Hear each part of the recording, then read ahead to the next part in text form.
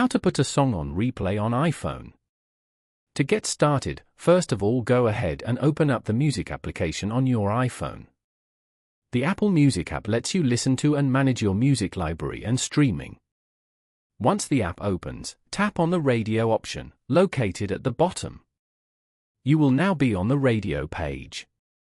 Here, you can see and browse various featured stations.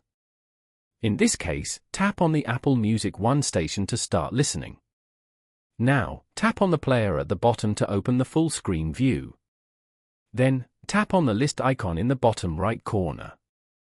On the next page, you will see the repeat icon. This icon looks like two arrows chasing each other. Tap on the repeat icon once to repeat the entire album or the playlist. Following these steps, you can easily put a song on replay on an iPhone. Thank you for watching. Please leave a like if this tutorial helped you, or leave a comment below if you have any questions related to the video.